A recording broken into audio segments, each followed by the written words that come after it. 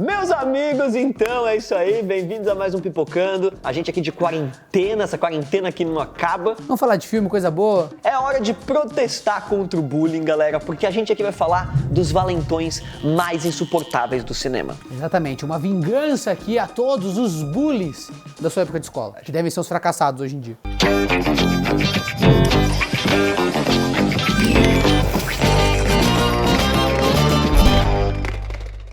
Do DeLorean ao hoverboard, não é novidade que De Volta para o Futuro se consagrou como uma das franquias mais populares do cinema. É verdade, e apesar dos personagens serem muito legais, o roteiro aí não poupou esforços ao criar um dos maiores e também os mais irritantes, mais mala vilões aí das telonas. Hello?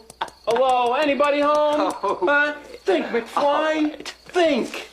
O Biff é o típico valentão do ensino médio, com aquele jeito de raça semi-inteligente, que não sabe usar vocabulário, que é um imbecil mesmo. É até bem estereotipado, né? O filme brinca com esse estereótipo mesmo. Pra piorar, o cara é um tremendo mau caráter, claro que ele não hesita em passar por cima dos outros, roubar e até cometer assassinato. O personagem foi baseado em um produtor que surtou com a dupla de roteiristas anos antes por conta de outro filme, justificando aqueles gritos histéricos super chatos que tem no filme.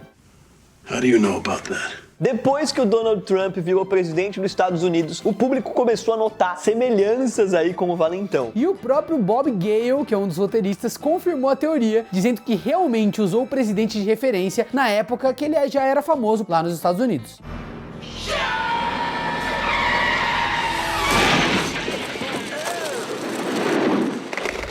O Flash Thompson é um dos vilões mais conhecidos do Homem-Aranha, principalmente por ser diretamente relacionado à vida escolar do Peter. E o personagem ganhou atenção especial nos filmes, exatamente por mostrar os dois lados da vida do herói e como ele precisa enfrentar problemas cotidianos. Olha que coisa bonita. Uma das versões mais irritantes é a da primeira franquia, interpretado por ninguém menos que o Joey Manganiello, famoso pelos seus músculos.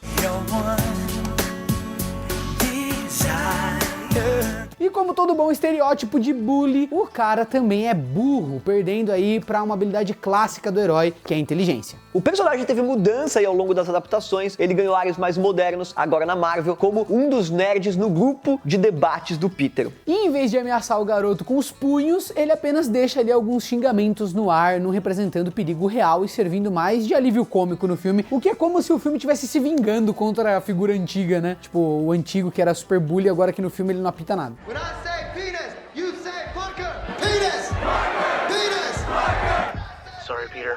I guess we're still losers. Os fãs, eles ficaram irritados, né? A galera fica brava com qualquer coisa, exatamente aí por não conseguir mostrar como que é a vida normal, né? Como se fosse assim, né? Como se as escolas fossem assim, como se não existisse, na verdade, o bullying pesado mesmo hoje em dia. Então eles quiseram pegar um pouco leve nesse estereótipo, e aí alguns fãs ficaram meio chateados. Os fãs ficaram chateados justamente porque, na visão deles, o filme deixa de mostrar aquele lado mais real do Peter, mais frágil, entendeu? Tipo, não tem nenhum momento... Do Peter, né? Exatamente. Não tem nenhum momento que ele tem essa fragilidade que nos outros filmes tem, né? Calma, merda! Mas também vale notar que mesmo nas versões mais chatas, o Flash não é um cara mau e ele até usa o Venom pro bem nos quadrinhos.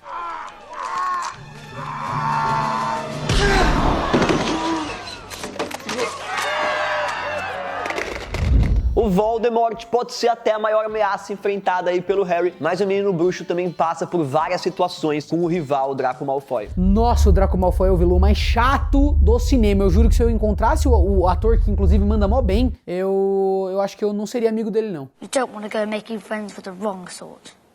E apesar de ser um personagem amado, a verdade é que o loirinho também é super irritante, ainda mais por conta da saga, né, atrás do menino Potter. Bom, Rolandinho, se sem contar as burrices do garoto, que inclusive conseguiu fazer o Bicuço ser condenado à morte depois de agir em legítima defesa. E ainda tem as inúmeras vezes em que ele foi mimado até demais e maltratou sem razão nenhuma outros estudantes, como o Neville, depois dele quebrar o braço. Também não dá pra esquecer quando ele chamou a Hermione de sangue ruim, já que esse é um dos piores insultos com os bruxos nascidos em famílias trouxas, né? Falar sangue ruim, mano, é a pior coisa.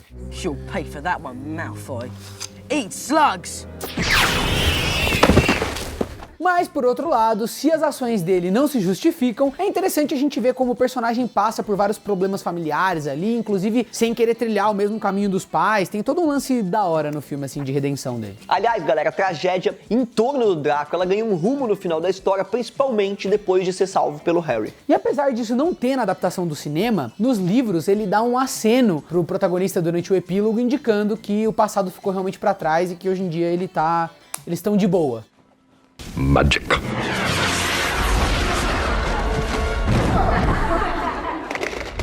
It se tornou o filme de terror mais lucrativo da história do cinema em 2017, com seus plots sanguinários e bem assustadores. Fez muito sucesso, né? Nossa, demais. E se você achou que a gente ia falar do Pennywise, você errou feio, já que nesse caso o primeiro lugar no pódio fica pro Henry Bowers. Mike, where's...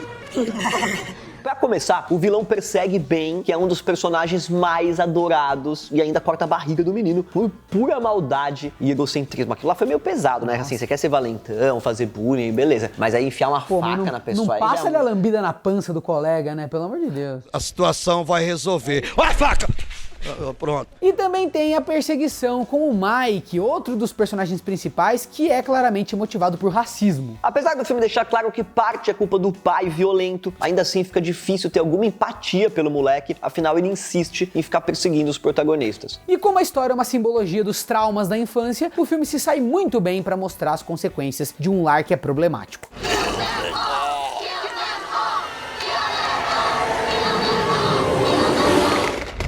Agora, quem não tem mesmo desculpa para não estar nessa lista é a diretora Trunchbull de Matilda, que conseguiu infernizar tanto os adultos quanto as crianças. Pra mim, ela é a pior da lista, com certeza, mano. Eu odeio essa mulher. A poem? How sweet. What poem would that be? Convenhamos, nada deixa o público com mais raiva do que uma mulher adulta maltratando crianças das piores maneiras possíveis. Isso fica claro na cena clássica em que a mulher faz a criança comer um bolo inteiro, deixando o público abismado pela falta de caráter e também de profissionalismo. Outro momento inesquecível é quando a diretora gira a menina pelos cabelos e arremessa ela como se ela fosse um saco de açúcar, quase empalando a vítima no portão.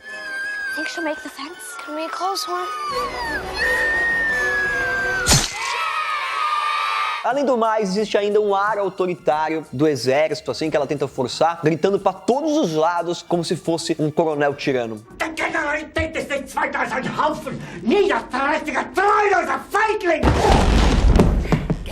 Mas se a vilã funciona, é graças ao bom trabalho da atriz, que tem jeito pra coisa, e também deu vida à tia Guida em Harry Potter e o Prisioneiro de Azkaban. Pra quem não lembra da tia Guida, é aquela que infla que nem um balão e sai voando.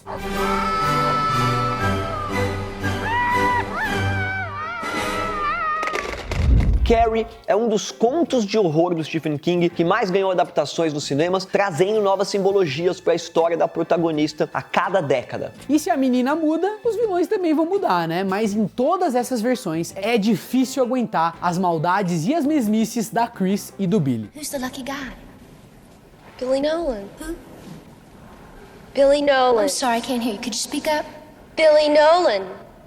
Well, isn't he the lucky one? Os personagens, eles são tão icônicos que eles iniciaram um padrão de dupla, onde a menina é inteligente e malvada, enquanto o garoto é músculo manipulado para seguir ordens. É verdade, né? Tem muitas outras obras que depois se inspiraram nisso. A pior parte é saber que toda a maldade dela vem de um puro egocentrismo, por precisar ser o centro das atenções o tempo todo. Enquanto isso, o Billy é o mais antigo exemplo de gado, né, que o cinema já mostrou, obedecendo todas as ordens da garota para continuar com ela. O que ele é?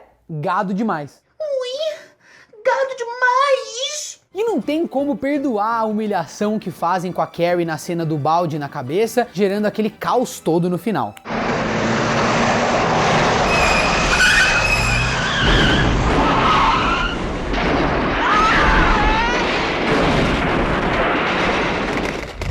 Os fãs de filme de luta devem se lembrar do Johnny, vilão do Karate Kid, que persegue o protagonista e acaba perdendo no final. No começo é basicamente impossível ter alguma empatia por ele, já que o cara não cansa de maltratar o Danny. E ainda por cima tem a relação abusiva com a ex-namorada, que acaba se interessando pelo personagem principal. Okay, man, now we're even, huh? No, we're even. No, we're